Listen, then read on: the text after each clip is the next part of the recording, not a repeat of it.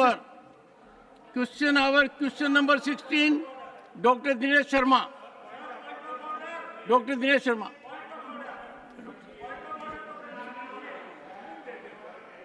Okay. Yes, sir. One second. Honorable member, Pramod Tiwari has a point of order. Please. No. Question hour has to start at noon. You are one of the very senior members of the House. Nothing will go on record.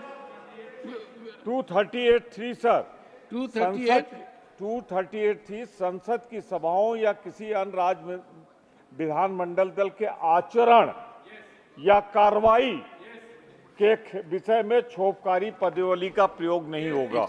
और यहाँ sir मेरी बात तो सुन ले। I'll look into the entire record. You have raised a good point of order, and you will get my ruling. ठीक है। I will look into it and give my ruling latest by tomorrow. Question number 16, Dr. Dinesh Sharma. Ji.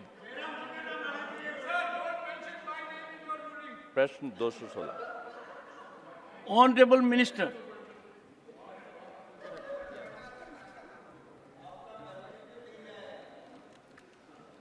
Supplementary number 1, Dr. Dinesh Sharma. माननीय क्या जम्मू कश्मीर में प्रधानमंत्री package लागू किया गया है और क्या उससे जम्मू कश्मीर के विकास में गति मिल पा रही है? अभी स्थिति क्या है? मैं माननीय मंत्री जी से जानता हूँ। माननीय मंत्री जी महोदय, Saket, I will name you now. Don't disturb the House. It's going peacefully. 2015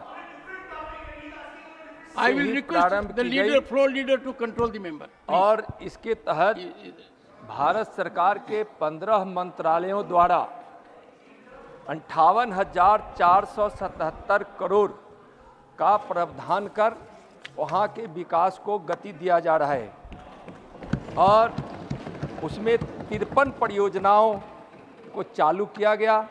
उसमें 35 परियोजनाएं पूरी हो गई है या पूरी होने की स्थिति में आ गई है। महोदय, इन 53 परियोजनाओं से जो वहाँ विकास को गति मिला है उसमें बिजली, स्वास्थ्य, शिक्षा, पर्यटन, कृषि, कौशल विकास आदि के क्षेत्र हैं।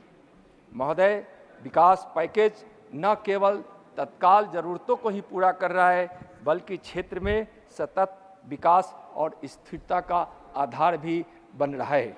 महोदय, वहाँ PMDP योजना के तहत AIIMS, IIM Jammu, IIT Jammu, व्यापक बाढ़ प्रबंधन कार्यक्रम झेलम, चेनानी नासरी खंड सुरंग परियोजना, काजी कुंड बनिहाल खंड सुरंग परियोजना आदि जैसी प्रमुख परियोजनाओं को पूरा किया गया है। इसके साथ ही POJK से विस्थापित और वेस्ट पाकिस्तान से आए हुए शरणार्थियों को भी इस पैकेज का लाभ मिल रहा है। Second supplementary, Dr. Dinesh Sharma, and you should be satisfied with the first. जी, मैं बधाई देना चाहूँगा गृह मंत्री जी को कि उन्होंने शांति बहाली और बेरोजगारी दूर करने के लिए काम किया। मेरा दूसरा पूरक है 6,000 कश्मीरी पंडितों को नौकरी और आवास देने के संबंध में क्या प्रगति हुई है? माननीय मंत्री जी, इट्स अ पॉइंटेड क्वेश्चन।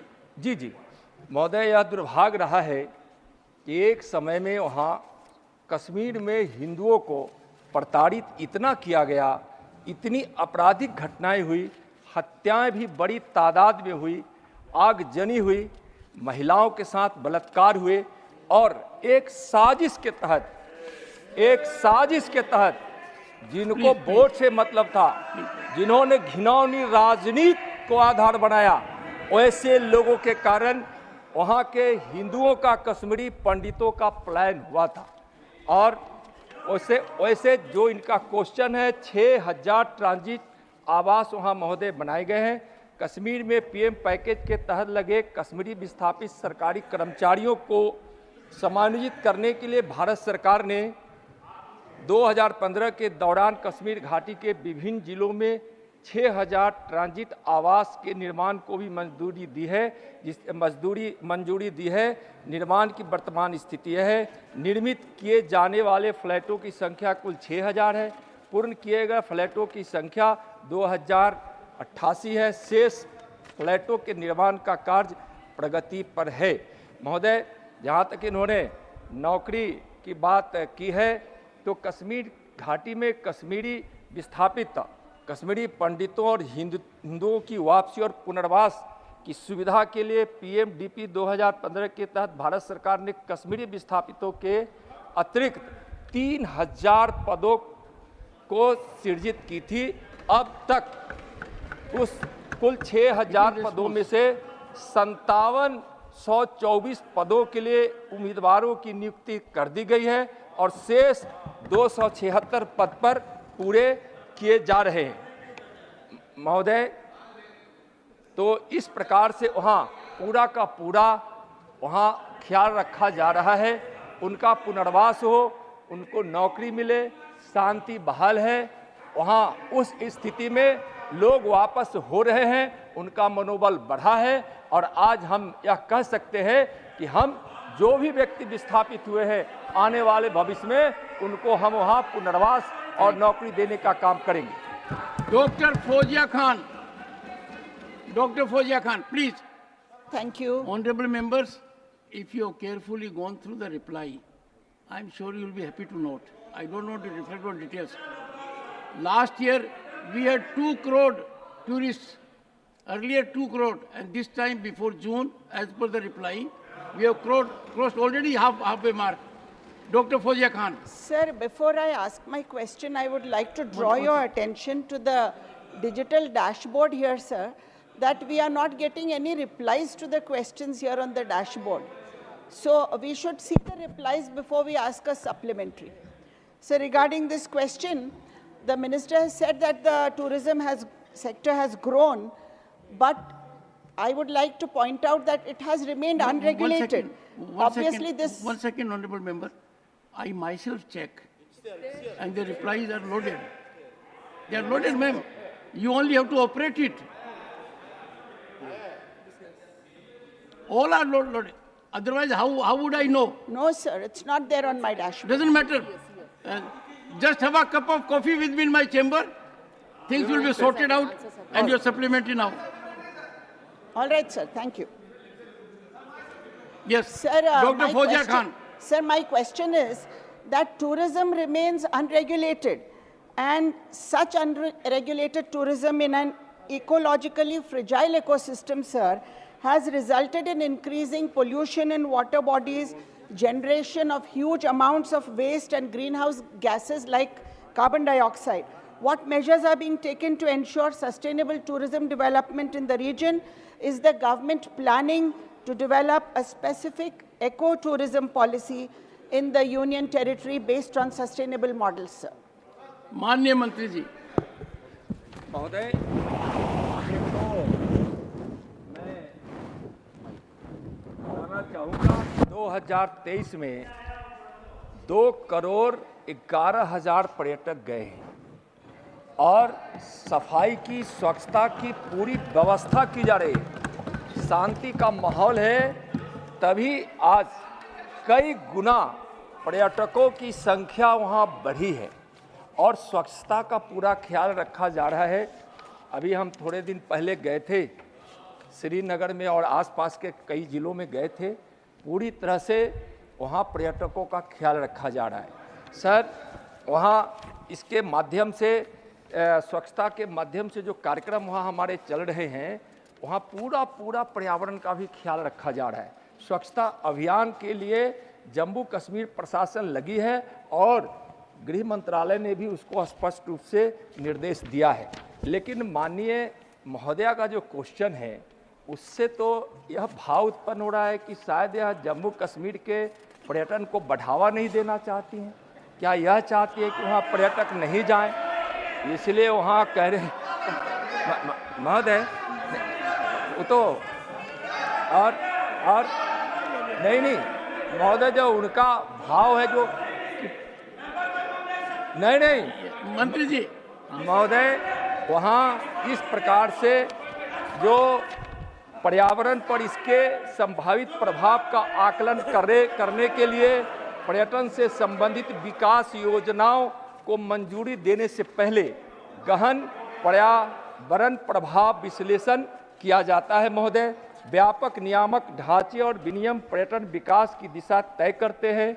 अनुमेय भूमि उपयोग निर्माण दिशा निर्देश और पर्यावरणीय मानकों को भी देखा जाता है। स्थानीय समुदाय निर्णय लेने की प्रक्रियाओं में सक्रिय रूप से भाग लेते हैं, जिससे कि अपने उनके सांस्कृतिक मूल्य और पारंपरिक ज्ञान अक्षुण्ण रहे। नियमित निगरानी और सख्त प्रवर्तन तंत्र के माध्यम से पर्यावरण के नियमों और नैतिक पर्यटन परिपाटियों का भी अनुपालन वहाँ महोदय सुनिश्चित किया गया है। हितधारकों के लिए निरंतर क्षमता निर्माण कार्यक्रम, पर्यटकों हेतु जागरूकता अभियान के साथ साथ परिपाटियों और पर्यावरण के सारे सिद्धांतों को वहाँ ख्याल रखा जाता है और इसके लिए जागृति भी पैदा की जाती है। Honorable members, no member of the House is against wholesome activities in Jammu and Kashmir. So your observations to that extent, I'll look into it. Honorable member has been contributing always constructively. Shri Pramod Tiwari, and sir, keep the tempo of decorum. Sir बिल्कुल You are a जैसे आप senior man, चाहते हैं very वैसे। senior man. Sir मैं माननीय Unpointed question. मंत्री जी से पॉइंटेड क्वेश्चन पूछना चाहता हूं। अगर उनके But पास point हो towards me. सर आप ही को एड्रेस कर रहा हूं। अगर उनके पास जवाब हो तो ये बता दें पिछले 10 दिनों के अंदर कितने सैनिक हमारे शहीद हुए हैं सीमा पर सर। अगर नहीं तो कोई बात नहीं, नहीं है तो कोई बात You are a senior man. नहीं। सर इतना ही बता प्रमोद जी, दें क्या आतंकवादी I गतिविधियां don't expect this from you. One second. I don't expect this. One second. Sanjay ji, Pramod ji, only Mr. Tiwari will speak. Everyone takes it, only Mr. Tiwari ji, I appeal to मैं you. पूरा कर ले Please confine to the question. Sir Confine to the question. Sir मैं It is pointed question पूछ रहा हूं। tourism in Union Territory of Jammu and Kashmir. And if you have gone through the reply, you will find something enriching for us, soothing for us, wholesome for us. Please ask your supplementary. Sir Honorable member. मैं एक सीधा सवाल पूछ रहा हूं। जब कोई tourist जाता है तो उसके दिमाग में सबसे बड़ी सुरक्षा की चिंता होती है। मैं यही कह रहा हूं कि आप आज अपना प्रश्न पूछिए। एक सेकंड, प्रश्न। मैं सिर्फ इतना जानना चाहता हूं कि हमारे जो सैनिक शहीद हो रहे हैं इनकी क्या This will not go to Pramod ji. माननीय मंत्री जी, प्रमोद जी जानना चाहते हैं। मैं उनको बताना नहीं चाहता हूं महोदय, मैं कोई संकोच नहीं कर रहा हूं और मैं उनको बताना चाहता हूं मैं इतिहास का विद्यार्थी हूं। मैं जम्मू कश्मीर के इतिहास को भी जानता हूं, इनके इतिहास को भी जानता हूं। अब वर्तमान सुरक्षा परिदृश्य वो भी मैं जानता हूं। बताना चाह रहे हैं, सुन लीजिए। मंत्री जी बताना चाह रहे हैं। एक सेकंड बैठिए। माननीय सदस्यगण, यदि अगर कोई प्रश्न एक विषय पर है तो ये मंत्री और सदस्य तय नहीं करेंगे कि क्या बोला जाएगा, उस विषय पर ही बोला जाएगा। ये वो विषय नहीं है। माननीय मंत्री जी, माननीय सदस्य जानना चाहते हैं कि पर्यटकों की सुरक्षा के लिए आपने क्या इंतजाम किए हैं, ये जानना चाहते हैं। पूरी इंतजाम की गई है सर वहाँ, लेकिन अगर वह जानना चाहते हैं, अगर सुनने का धैर्य है तो मैं बताना भी चाहूंगा, लेकिन थोड़ा हम इतिहास में भी जाने की कोशिश जरूर करूंगा महोदय। हाँ, बढ़ा है और मैं कह रहा हूं, और 2,11,00,000 2023 में गए हैं और वह क्रमबद्ध बढ़ रहा है। कोविड के कालखंड में पूरे कुछ घटे थे, लेकिन 2014 से लेकर 2023 और 24 तक लगातार 2 वर्षों में एक रिकॉर्ड बना है, 10 वर्षों में रिकॉर्ड बना है। और 2004 से 14 तक का जो इनका कालखंड था, उनको भी याद करें, पर्यटक जाने से कतराते थे और बिल्कुल चाहते नहीं थे। और जहां तक महोदय सुरक्षा का सवाल है, और यह जानना चाहते हैं महोदय, तो यहाँ इधर विगत कुछ दिनों में वहाँ आतंकवादी 28 मारे गए हैं, 28 मारे गए। अब महोदय, यह विषय दुख का है कि इस घटनाओं में हमारे उस मुठभेड़ में कुछ हमारे फौज की भी मौत हुई है, जो दुखद है, और वह इससे जो आतंकवादी मारे गए हैं उससे अपने जो सैनिक मरे हैं उसकी संख्या बहुत कम है, और बिल्कुल बहुत कम है। और जब मैं इनको मैं बताना चाहता हूं महोदय कि जरा महोदय 2 मिनट समय दिया जाए, इन्होंने बहुत बड़ा विषय उठाया है। महोदय जरा मैं इनको बताना चाहता हूं कि 2014 से 2004 से 14 तक कुल आतंकवादी घटनाएं 7,217 हुआ था, 7,217, और 2014 से 21 जुलाई तक 2259 हुआ है, जो नहीं होना चाहिए, दुखद है, लेकिन उस पर वह राजनीति नहीं करे। आतंकवादी पर जीरो टॉलरेंस है मोदी सरकार की, समाप्त कर देंगे उसको समाप्त कर देंगे, या तो वह जेल में रहेगा और नहीं तो वह जहन्नुम में रहेगा। महोदय मैं बिल्कुल आश्वस्त करना चाहता हूं महोदय, जरा देख ले उस समय कुल मृत्यु जो नागरिकों की हुई थी और सिक्योरिटी की, दोनों मिलाकर इनके जमाने में 2014 से 2004 से 14 तक 2829 हुए थे, और इन 10 वर्षों में 14 से 21 तक 941 हुए, जिसमें 67% की कमी आई है। और आपराधिक घटनाओं में जो इनका 10 वर्ष था और यह मोदी सरकार का 10 वर्ष है, उनमें उसमें 69% की कमी आई थी। Thank you. नागरिकों की मृत्यु में 80% की कमी आई है, और 370 हटने के बाद लगभग 900 आतंकवादी को अपनी सेना ने जम्मू कश्मीर पुरी और पैरामिलिट्री फोर्स ने मारा है। और जब यह उसकी बात करते हैं सुरक्षा की, तो आतंकवाद की नींव तो 1977 के 45 अगस्त को भी देश के बंटवारे के साथ दिया गया था। 370 धारा जिस समय लोगों ने लागू किया था, आतंकवाद की बुनियाद। Okay. You have made your point. आज वहाँ व्यवस्था है, आज वहाँ उद्योग लग रहे हैं, स्कूल खुले हैं, कॉलेज खुले हैं, अस्पताल में मरीजों की संख्या है, बागवानी अच्छे से हो रही है, सड़कें बनाई जा रही है, और लोग वहाँ चैन के वातावरण में जिंदगी जी रहे हैं, शांति है, सुरक्षा की पूरी गारंटी है। आज आतंकवादी जो भी पहल शुरू किया है वह जल्द समाप्त हो जाएगा। बूझते हुए दीपक के समय जैसे बूझा दीपक बूझता है, वैसे बूझने के समय आतंकवादी आज अपनी गतिविधियों को जारी करके देखना चाहते हैं। आज वह बताना चाहते उसकी मंसूबा पूरी नहीं होगी, लेकिन इनसे आग्रह जरूर है कि देश की सुरक्षा के संबंध में, सीमा की सुरक्षा के संबंध में और आतंकवाद को समाप्त करने के संबंध में यह राजनीति नहीं करे, वोट की लालच न करे।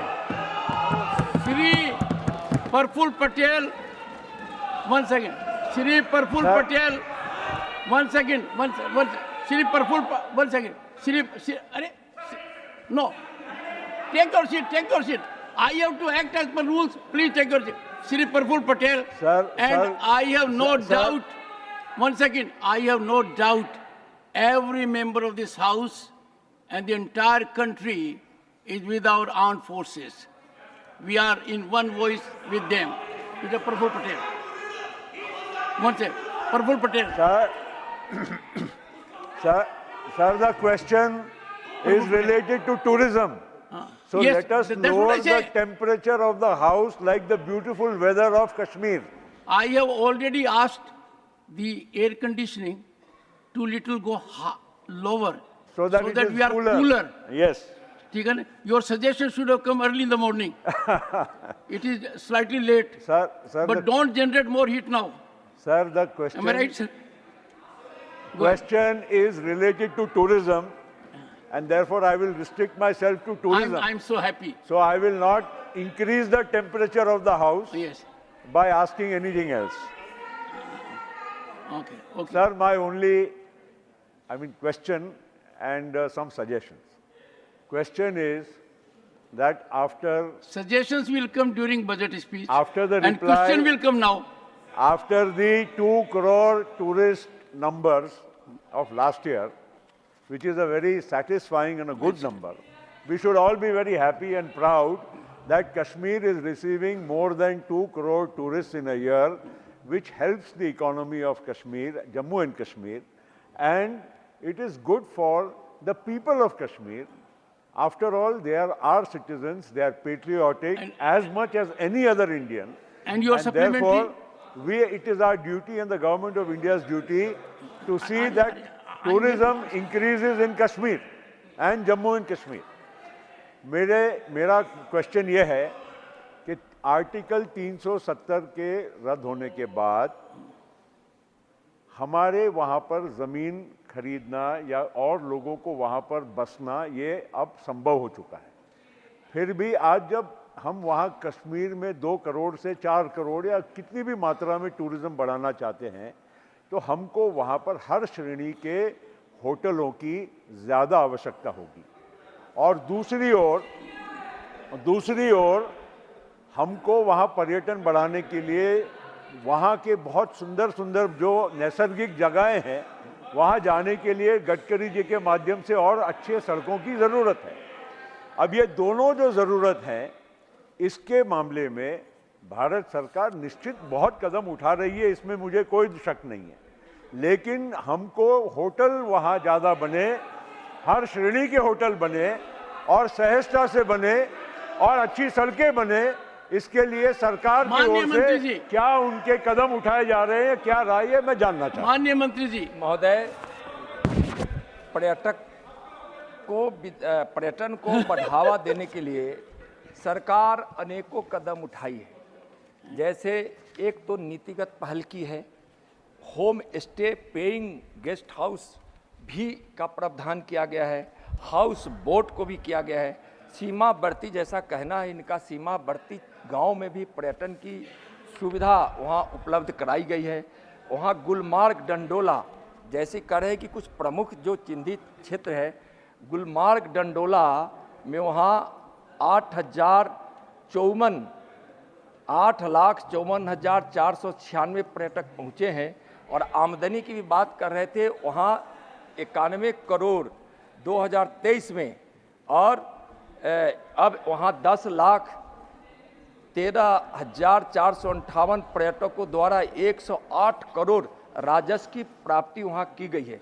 सर, ढांचागत वहाँ विकास किए गए हैं, पत्नी टॉप में किया गया है, जम्मू में रोडवे बनाया गया है, जम्मू और श्रीनगर में युवक और युवतियों के 2 गल्फ एवं जम्मू तवी गल्फ कोर्स किया गया है, ताकि जो पर्यटक वहाँ जाते हुए जो खिलाड़ी हों तो उनको भी वह आकर्षित कर सके।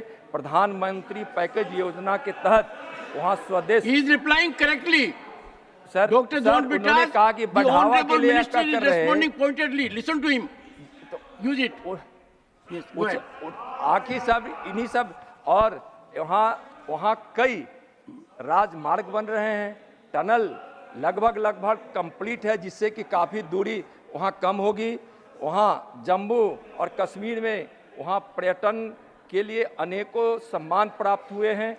Gulmarg best adventure tourism award, best of the beat Gurez राष्ट्रीय पुरस्कार, डल झील के लाइट एंड साउंड शो को भी वहाँ पुरस्कार मिला है। इससे विश्वास वहाँ बढ़ा है। और वहाँ G20 का भी वहाँ कार्यक्रम हुआ है वहाँ महोदय, और उसकी जम्मू कश्मीर की अर्थव्यवस्था का प्रमुख आधार बन गया है पर्यटक, जो लोगों को रोजगार प्रदान करता है। और जम्मू कश्मीर के क्षेत्र में अब तक लगभग 5 लाख लोगों को इस पर्यटन के माध्यम से, पर्यटकों के माध्यम से वहाँ सुविधा हुई है। और पर्यटन का योगदान जो वहाँ की अर्थव्यवस्था में है, वहाँ 2022 से 23 में 17,522 करोड़ का, और पिछले 3 वर्षों के दौरान यह 15.13% के वार्षिक औसत वृद्धि दर से की जा रही है। इसलिए वहाँ की अर्थव्यवस्था में निश्चित रूप से पर्यटन का बहुत बड़ा योगदान है। I think You are satisfied? Yes. And I think we can congratulate the minister for being so thorough with reply. Question number 17, Sri Bida Mastan Rao Yadav.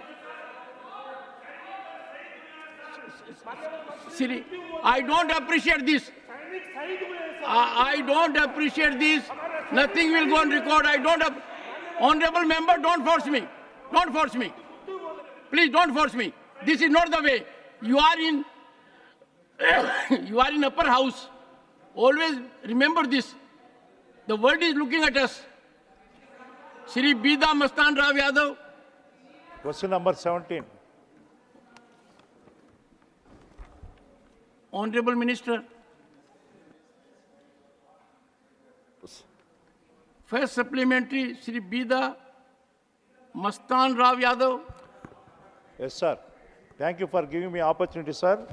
The Central Water Commission recommended opening up the sea mouth near Raiduru village of Andhra Pradesh. Can the minister elaborate on whether these recommendations have been implemented, and if so, what are the details? Are there specific legal or policy frameworks in place to address interstate fishery disputes? If so, have these mechanisms been utilized in the case of Andhra Pradesh and Tamil Nadu, and what have been the outcomes? Despite an easy solution of bridging the side of Pulicat Lake of Andhra Pradesh that falls, why has the government not worked on the solution? Does the Honorable Minister have a timeline for the completion of the dredging works? Sir, for your kind information, I accompanied former Honorable Fisheries Minister Sri Purushottam Rupalaji along with our Honorable Joint Secretary Madam also 3 months back, just before the election. He personally spoke to fishermen of both the states, and he promised them that immediately this dispute will be resolved and justice will be done. Only the problem is this. The necessary funding to dredging the Pulicat Lake, it is the government of India recommended for 50-50 sharing of the funds. But since it is an interstate project, let government of India take up the project fully and do the justice to the fishermen of both the states. Thank you, sir. Second supplementary, Shri Bida Mastan Rao Yadav. Jairam, I will plead with you. Listen to the answer. No, let me judge it. I am here to judge it. If there will be no answer, you have a mechanism. Avail it. Every time, don't intervene. Not good habit. Not good habit. Please. If you have a right, go according to the rules. You have no right the way you are doing. Sitting in your chair, intervening every time is inappropriate. No, I don't give it. Nothing will go on record. Nothing. Second supplementary. Nothing will go on record. Soul search. Sir, Honorable Sir. Only then you will try to understand what I am saying. Honorable Sir. Yes, Honorable. Second supplementary. During former Minister Sri Purushottam's visit to these two states, he promised that he will talk to both the chief ministers of the respective states and find solution. But so far, nothing happened, sir. Please let the minister explain on this, sir. Thank you, sir. Honorable Minister.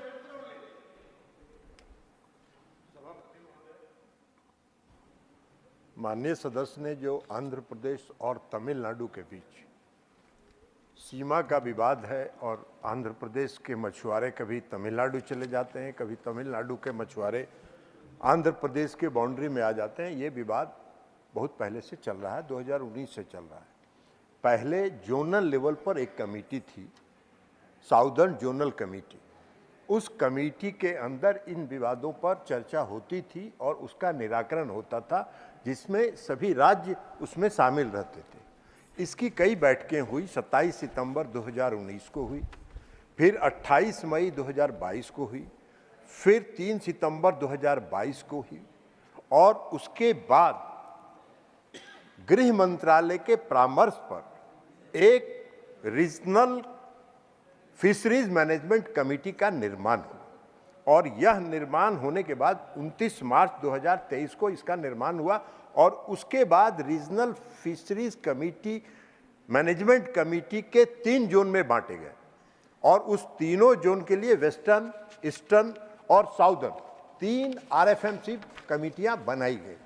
इसके साथ साथ state level पर, जैसा माननीय सदस्य ने पूछा कि राज्य के स्तर पर भी तमिलनाडु और आंध्र प्रदेश की सरकारों के बीच भी इस विषय पर चर्चा हो रही है।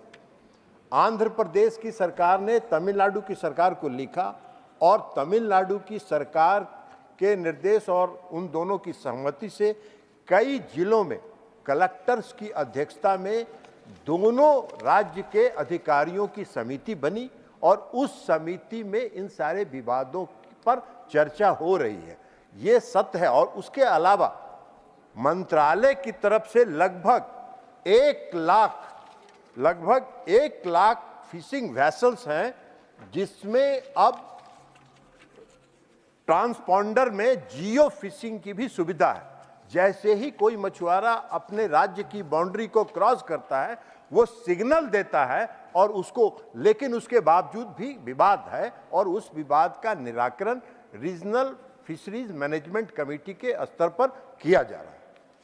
Sri P. Wilson, third supplementary. Sir, you would have seen that there is a periodical firing and securing the Tamil fishermen, even when they undertake fishing within the territorial waters of India. In fact, on July 11th, about 22 Tamil fishermen were arrested, and 19th June, 4 Tamil fishermen were arrested. And in fact, the Sri Lankan Navy claims that 200 Indian fishermen were arrested and imprisoned, and about 27 trawlers seized. In fact, one report says 15 Tamil fishermen are still languishing in the jails, and 162 fishing boats are still under the control of Sri Lankan Navy. Sir, my question is, sir, what steps are you taking, sir, in Sri Lanka, whether you are taking any steps to release them immediately or taking any steps to negotiate and give a legal advice? And in fact, some 3 fishermen were even sentenced to jail. They have to undergo jail, are still languishing in the jail, sir. Please explain to this House, sir. In fact, our Chief Minister, Mr. M.K. Stalin, has written several letters, sir, bringing to your notice every now and then about this periodical firing as well as securing of the Indian Tamil fishermen, yes, and keeping in the jail for longer period. Thank you, Chairman, sir. Honorable member, the question relates to compensation to fishermen, but the Honorable Minister may address this issue if he likes. सभापति महोदय, माननीय सदस्य ने जो सवाल उठाया है, ये कई बार होता है।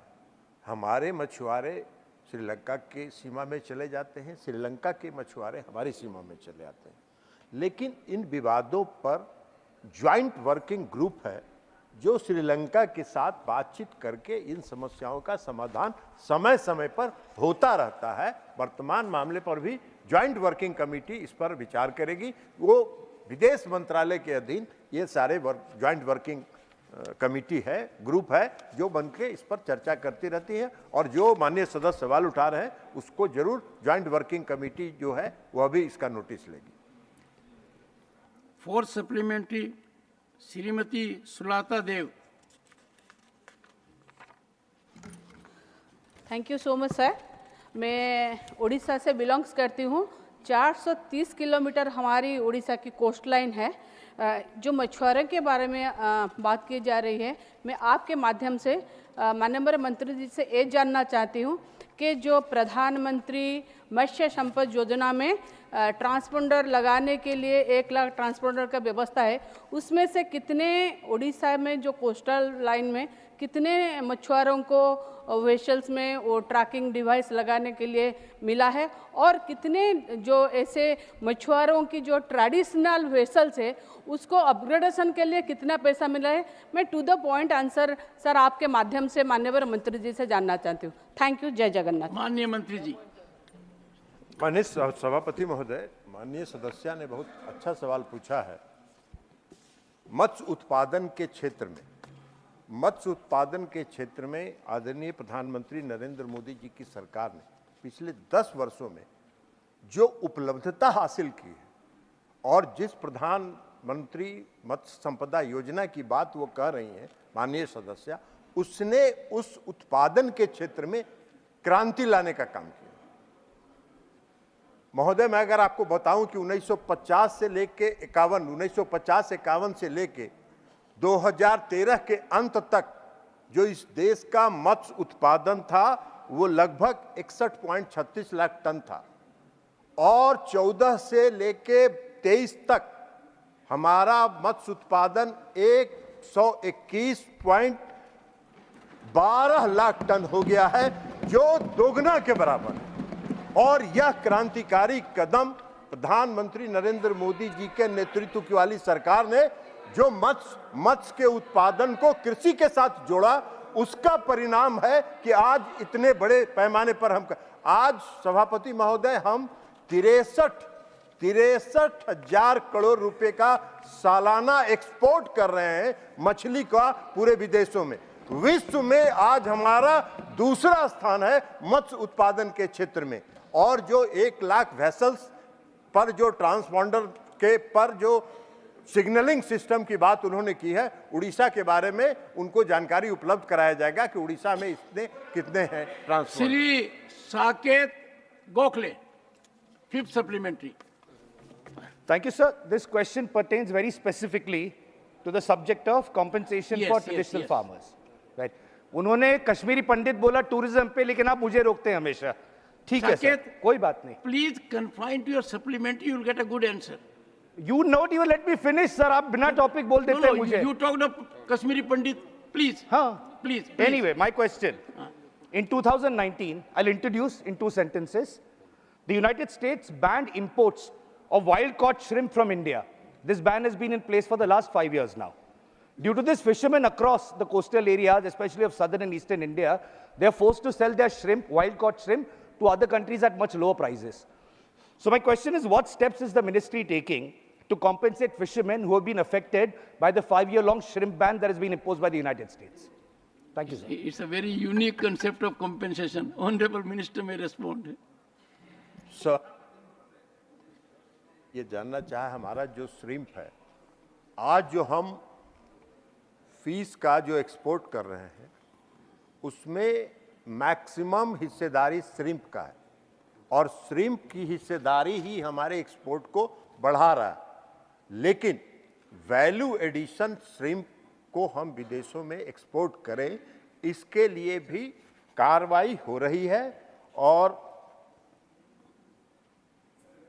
उसके लिए हम लोग कार्रवाई कर रहे हैं। वैल्यू एडिशन होने के बाद उस पर आगे फिशर्समैन के और फिशर्समैन के वेलफेयर की जो बात उन्होंने कही है, प्रधानमंत्री मत्स्य संपदा योजना में आज जो फिशरमैन है या फिश फार्मर्स जिसको हम लोग कहते हैं, उन फिशर्समैन और फिश फार्मर्स के लिए प्रधानमंत्री जी ने किसान क्रेडिट कार्ड की योजना शुरू की है और किसान क्रेडिट कार्ड में लगभग 4,26,134 एप्लीकेशंस किसानों के स्वीकृत हुए हैं।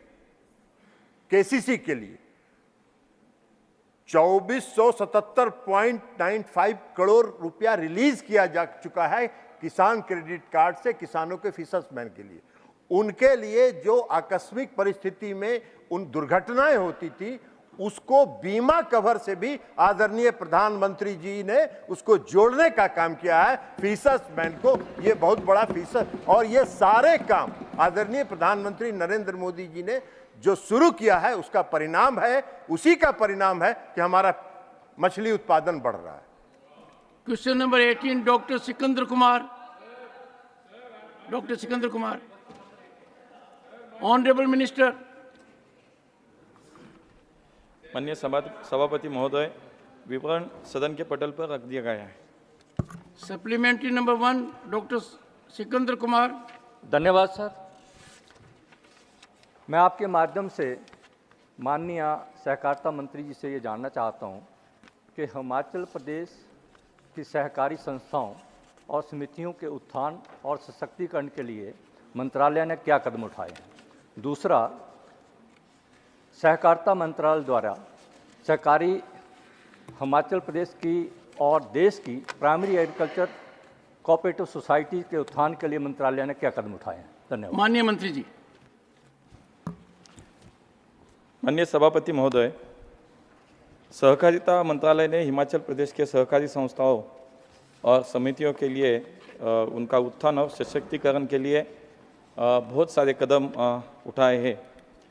सहकारिता मंत्रालय द्वारा राष्ट्रीय सहकार विकास निगम के माध्यम से हिमाचल प्रदेश में विभिन्न सहकारी समितियों के विकास के लिए मार्केटिंग और इनपुट्स के लिए 218 करोड़ 46 लाख रुपए, इंडस्ट्रियल एंड सर्विस कोऑपरेटिव को 300 करोड़ 38 लाख रुपए, आईसीडीपी के तहत 308 करोड़ 32 लाख रुपए सहित आज तक कुल लगभग 973 करोड़ 50 लाख रुपए से भी अधिक की वित्तीय सहायता प्रदान की गई है।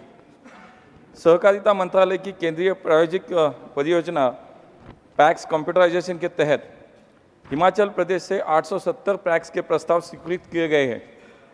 हार्डवेयर की खरीद और डेटा का डिजिटलाइजेशन और सपोर्ट सिस्टम स्थापित करने के लिए भारत सरकार के हिस्से के 16 करोड़ 88 लाख रुपए भी अभी तक हिमाचल प्रदेश को जारी किए गए हैं। सहकारिता मंत्रालय ने हिमाचल प्रदेश के कृषि और ग्रामीण विकास बैंकों की ऑपरेशंस में सुधार लाने के हेतु से एआरडीबी के कंप्यूटराइजेशन की परियोजना के लिए भी आर्थिक मदद अभी की है। माननीय सांसद सदस्य का दूसरा उनका सवाल था कि पैक्स के लिए सहकारिता मंत्रालय ने क्या क्या कदम उठाए। मैं यहाँ निवेदन करना चाहता हूँ कि सहकारिता मंत्रालय ने देश में सहकार से समृद्धि की परिकल्पना को साकार करने के लिए 54 नए इनिशिएटिव लिए हैं। इनमें पैक्स को सशक्त करने के लिए जो काम करना चाहिए उस पर जोर दिया है। पैक्स कंप्यूटराइजेशन, जिससे सभी कार्यशील पैक्स को ईआरपी आधारित सीएनएस पर लाकर राज्य सहकारी बैंक तथा जिला सहकारी बैंक के माध्यम से नाबार्ड से लिंक करना शुरू किया है। पैक्स के लिए मॉडल बायलॉज तैयार किए गए हैं, जिसे वे 25 से भी अधिक इकोनॉमिक एक्टिविटीज़ अभी कर सकते हैं और अपने व्यवसाय में विविधता लाकर आर्थिक प्रगति कर पाएंगे। पैक्स को सीएससी के रूप में कार्य करने के लिए सक्षम किया गया, जिससे वे ग्रामीण जनता बैंकिंग, बीमा, आधार नामांकन, स्वास्थ्य सेवाएं, कानूनी सेवाएं आदि 300 से भी अधिक सेवाएं प्रदान कर सकते हैं। पैक्स अभी प्रधानमंत्री किसान समृद्धि केंद्र के द्वारा फर्टिलाइजर और कीटनाशक वितरित कर सकेंगे और प्रधानमंत्री भारतीय जन औषधि केंद्र के रूप में जेनेरिक औषधि की उपलब्धता भी सुनिश्चित करेंगे। पैक्स ग्रामीण नल जलपूर्ति योजना के तहत पानी समिति के रूप में भी कार्य कर सकता है। ऐसे अनेक कार्य सहकारिता मंत्रालय के द्वारा देश के ग्रामीण अर्थव्यवस्था को मजबूत करने के हेतु से किए जा रहे हैं। Second supplementary doctor Sikandar Kumar. Second. Third supplementary Shrimati Rajni Ashok Rao Patil. Sir पहले था सेब का मार्केट है और मंत्री जी जो कि हमारे स्टेट से आते हैं महाराष्ट्र के, मैं आपके द्वारा उनको पूछना चाहती हूँ कि ये सेब का मार्केट एक ही किसी इंडस्ट्रियलिस्ट के हाथ में है, अदानी, तो वो मार्केट सहकारिता के क्षेत्र में लाने के लिए मंत्री जी कुछ प्रयास करेंगे? माननीय मंत्री जी रोचक प्रश्न है। मैं रजनीताई से नहीं आपकी नहीं I am on the murmur. माननीय मंत्री जी है, मैं उनसे बाद में बात करके सविस्तर डिटेल्स उनको दे दूंगा। Fifth supplementary Shri V Shivadasan. Respected Chair, in our nation, cooperative sector has given great contribution to the development of rural and urban areas. In the Yuva Sahar scheme, NCDC has sanctioned only 45 crore across the country. They told us in the scheme, 14,000 beneficiaries, members and released only 2 crore and 48 lakhs. This is very pathetic situation. So my question, do you have any plan to give financial assistance to the state government to supporting the cooperative sector in our nation? Honorable Minister.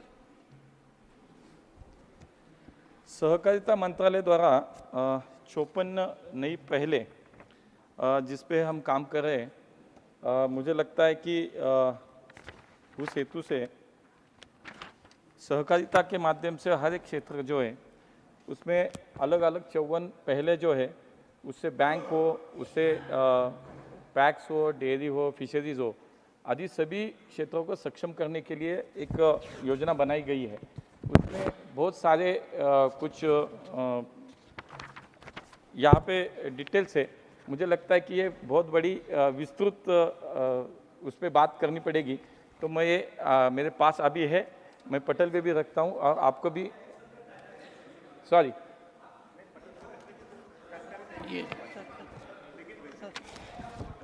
Sir. Okay, okay, 1 minute. Honorable member. 1 minute. Honorable Minister is responding. युवा सहकार योजना के बारे में आपने यहाँ पे जानकारी मांगी है। इस योजना के अंतर्गत किसी भी सहकारी समिति जो नवी इनोवेटिव और मूल्य श्रृंखला बढ़ाने वाली परियोजना में कार्यरत है वित्तीय सहायता प्राप्त कर सकती है। युवा सहकार योजना के तहत शहरी आवास को छोड़कर एनसीडीसी को दी गई किसी भी व्यवसाय योजना आधारित गतिविधि के लिए सहायता प्रदान की जाती है। उदाहरण स्वरूप कृषि प्रसंस्करण, आपूर्ति श्रृंखला, मूल्यवर्धन, लॉजिस्टिक, कृषि यंत्रीकरण, खुदरा, खाद्यान्न के विपणन, निवेश आपूर्ति, वृक्षारोपण, बागवानी, ग्रामीण आवासीकरण, कमजोर वर्ग के लिए कार्यक्रम, आदिवासी सहकारी समितियां, डेयरी, कुक्कुट पालन, पशुधन, मत्स्य, हथरगा, क्वायर, जूट, कोषकीट पालन, कंप्यूटरीकरण, वस्त्र, पैक्स के बुनियादी ढांचे, विपणन सहकारिता की अवसंरचना, कृषि बीमा, जल संरक्षण कार्य सेवाएं, पर्यटन, आतिथ्य, परिवहन, अस्पताल, योग वेलनेस सुविधा, शिक्षा, बिजली उत्पादन तथा वितरण, ऊर्जा के गैर पारंपरिक और नवीकरणीय स्रोत का उत्पादन तथा वितरण आदि के लिए सहायता प्रदान करता है। सुश्री Dola Sen, 5th supplementary. Thank you, sir.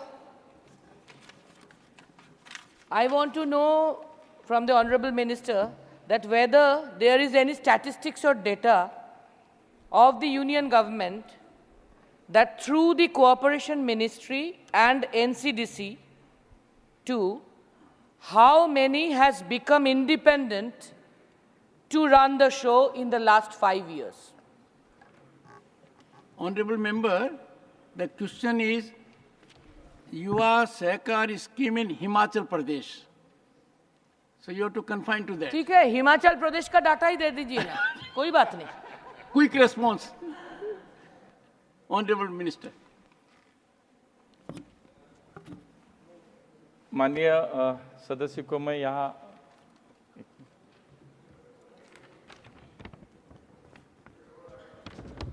राष्ट्रीय सहकारी विकास निगम एनसीडीसी की व्यापकता और पहुंच का बड़ा ही यहाँ पे मैं विस्तारण जो है आपके सामने रखूँगा। एनसीडीसी ने विभिन्न क्षेत्रों में नई योजना शुरू की है जिससे स्वयं सहायता समूह के लिए स्वयं शक्ति सहकार, दीर्घकालीन कृषि ऋण के लिए दीर्घावधि कृषक सहकार और डेयरी के लिए डेयरी सहकार वित्तीय वर्ष 2023-2024 में एनसीडीसी द्वारा 60 करोड़ के ऊपर 60 करोड़ रुपए की वित्तीय सहायता का समीकरण किया गया अब तक। वित्तीय वर्ष 2024-25 में एनसीडीसी ने 19,287 करोड़ रुपए का समीकरण किया है। भारत सरकार ने एनसीडीसी को विनिर्दिष्ट नियमों और शर्तों पर सरकारी गारंटी के साथ 2,000 करोड़ रुपए मूल्य के बॉन्ड जारी करने की अनुमति प्रदान की है। इसके अलावा एनसीडीसी द्वारा पूर्वोत्तर के 6 राज्यों अरुणाचल प्रदेश, मेघालय, मिजोरम, मणिपुर, नागालैंड और त्रिपुरा में उप कार्यालय स्थापित किए जा रहे हैं जिसका उद्देश्य विभिन्न राष्ट्रीय योजनाओं को उनकी सहकारी समितियों को डोर स्टेप पर ले जाने के हैं। जी दिया ना, सब आया ना उसमें, कुल दे दिया, कुल दे दिया उनको, उनकी चाहिए। क्वेश्चन नंबर 19, श्रीमती महुआ माझी। Thank you, Honorable Chairman, sir. Question number 19. Honorable Minister. Supplementary number 1, Shrimati महुआ माझी। माननीय सभापति महोदय, देश में बढ़ती अगलगी की घटनाओं से लगातार निर्दोष लोगों के जान माल की क्षति होती जा रही है। गुजरात के राजकोट के गेम जोन में लगी आग से 27 निर्दोष लोगों की जान चली गई। दिल्ली के विवेक विहार स्थित बेबी केयर सेंटर में 7 नवजात शिशुओं की मौत हो गई। सिर्फ देश की राजधानी दिल्ली की ही बात करें तो नवभारत टाइम्स के, यस सर, हाँ, गर्मियों में इस बार 50 दिनों में 4,000 supplementary. Yes sir, you are giving facts, ask for महोदय, सप्लीमेंट्री। हमारे देश के छोटे बड़े अगड़े पिछड़े तमाम राज्य के शहरों में बहुत तेजी से बहुमंजिली भवनों का निर्माण हो रहा है। This is my question sir. You are reading, please ask for supplementary. चूंकि अग्निशमन विभाग direct ministry of home affairs के अंडर में आता है, तो आप यह कहकर कि स्टेट का अफेयर अपनी जिम्मेदारी सिर्फ स्टेट पर ही नहीं डाल सकते। मेरा सवाल यह है कि what is your supplementary ma'am? Yes sir, अत्याधुनिक अंतर्राष्ट्रीय मानकों के अनुरूप स्टेट अग्निशमन कर्मचारियों के लिए कितने स्पेशल ट्रेनिंग की व्यवस्था केंद्र की पहल पर पिछले 2 वर्षों में की गई है? Don't force me, you have to ask what is your supplementary, please rise and ask supplementary। Sir यही सवाल है सर। अरे एक पूछिए मैडम, पहले एक पूछ लीजिए फिर दूसरा भी आएगा। ओके सर, यही पहला सवाल है कि अत्याधुनिक अंतर्राष्ट्रीय मानकों के अनुरूप स्टेट अग्निशमन कर्मचारियों के लिए कितने स्पेशल ट्रेनिंग की व्यवस्था केंद्र की पहल पर पिछले 2 वर्षों में की गई है? Madam, I expect a better supplementary, please go ahead honourable minister. महोदय, एक तो आपदा प्रबंधन राज्य का विषय है, लेकिन केंद्र सरकार और गृह मंत्रालय अपनी जिम्मेवारियों से भागती नहीं है। जो भी नुकसान होता है इसी भारत देश के लोगों का होता है, और हम सब मिलकर वो आपदा के प्रबंधन में एक साथ काम करें, इस नीति से काम हम सब करते हैं, और राज्यों के साथ हम बहुत अच्छा से कोऑर्डिनेशन करते हैं। महोदय, यहाँ जहाँ तक अग्नि शमन का विषय है, तो राज्यों से अनुरोध पहले भी किया जा गया है, और एक मॉडल अग्निशमन बिल लाया गया है महोदय, जिसके तहत अग्निशमन सेवाओं की बदहाली और बढ़ती हुई भूमिका को ध्यान में रखते हुए केंद्र तथा राज्यों के मार्गदर्शन के लिए एक संशोधित मॉडल अग्नि बिल 2019 में लाया गया था। महोदय, इस बिल के तहत हम इसलिए कहना चाहें कि मंजिला बिल्डिंग के विषय में कहा है, मैं इनको बताऊंगा कि कितनी ट्रेनिंग और किस प्रकार से हम उनको मदद कर रहे हैं, लेकिन एक बार हम मॉडल बिल के संबंध में यहाँ जानकारी दे देना मुनासिब समझते हैं, ताकि उससे जुड़ा हुआ विषय है। इस बिल में भवनों संरचनाओं के लिए निवारक उपाय, अग्नि सुरक्षा उपायों का प्रवर्तन जैसी बहुमंजिला इमारतें जो 15 मीटर की ऊंचाई के लिए अनिवार्य हो, प्रावधान आग बुझाने के लिए स्वचालित स्प्रिंकलर सिस्टम, फायर अलार्म और अग्निशामक यंत्रों की व्यवस्था का प्रावधान का आग्रह किया गया है। इसमें आग से होने वाली दुर्घटनाओं के मामलों को ध्यान में रखते हुए बहुमंजिला और विशेष भवनों के विशेष प्रबंध किए गए हैं। महोदय, इसमें